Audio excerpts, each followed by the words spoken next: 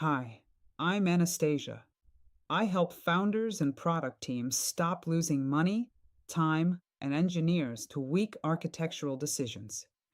I don't promise revenue growth. I remove the reasons why growth is either impossible or costs you everything. You haven't built yet. That's actually the perfect moment to get architecture right. But here's what I see. Most founders skip the architecture thinking entirely and move straight to building.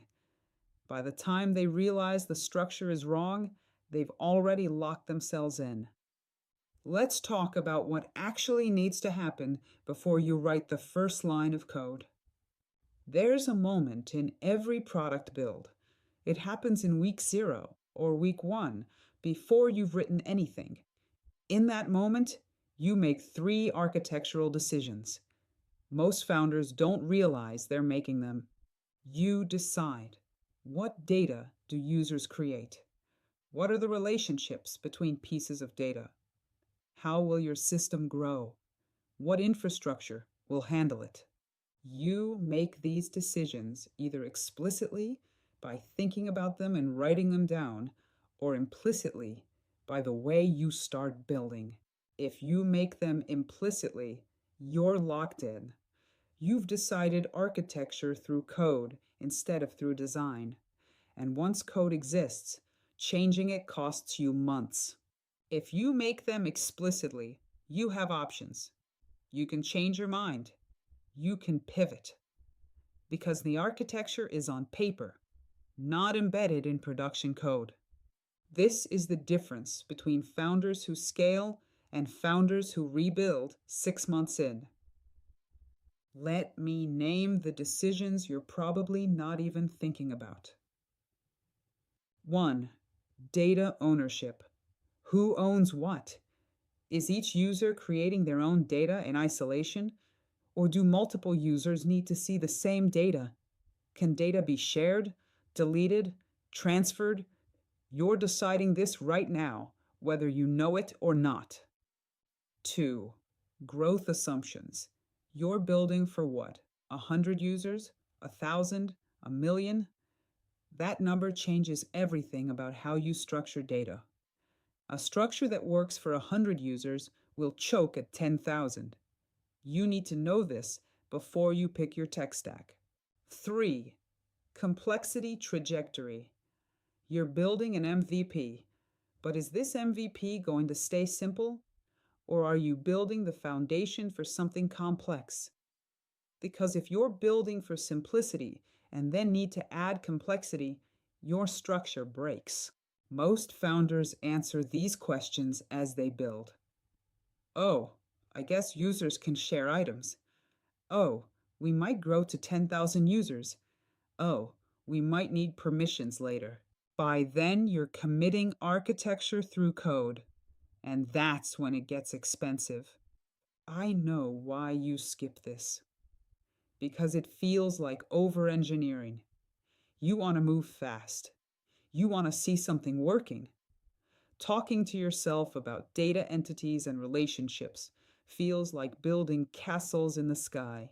But here's the thing. You're not skipping thinking about architecture. You're just thinking about it badly, through the lens of UI and features, instead of data relationships. Lovable, Bolt, Cursor, V0, they make this worse. Because they let you move so fast that you never stop to think about what you're actually building. You can have a working product in 3 weeks without ever asking, is this structure right? And it is right. For 3 weeks, then you need to add a feature that doesn't fit the structure. And you realize you built on the wrong foundation. The founders who don't skip this, who answer the 3 questions before they build, end up moving just as fast, but they move in a direction before you pick a tool, before you start building. Answer these questions. Write them down. 1. What are your actual data entities? Not screens, not features, entities. And what are the relationships between them? 2. What will change as you grow? If you go from 10 users to 1,000 users, what needs to be different about how data flows? 3. What are you assuming will stay simple forever, and what might become complex? You don't need to be perfect. You don't need a fancy architecture diagram.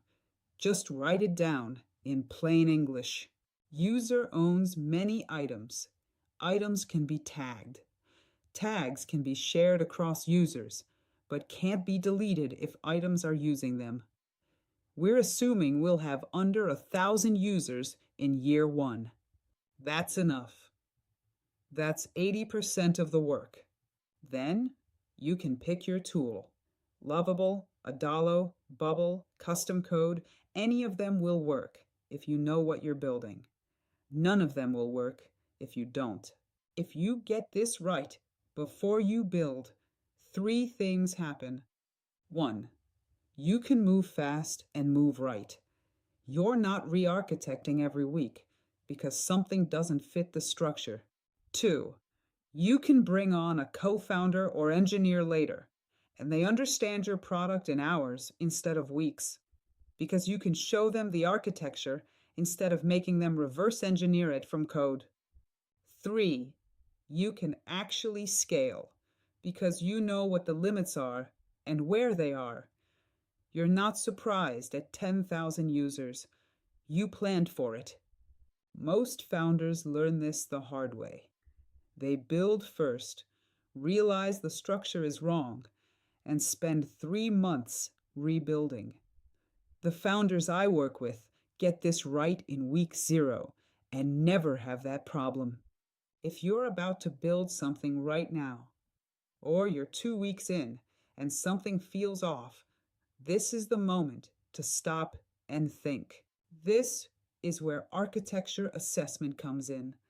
Not to design everything for you, but to make sure you're starting from the right foundation. You fill out a short form, 30 seconds. You tell me what you're building, what you're assuming about scale, what worries you. I read it personally. I respond with an honest assessment. This structure will work. Here's what to watch for. Or, you need to rethink this before you build because it won't scale. It takes 2 minutes to get clarity that most founders don't figure out until month 6. I don't promise revenue growth. I remove the reasons why growth is either impossible or costs you everything. Link is in the description. Go fill it out.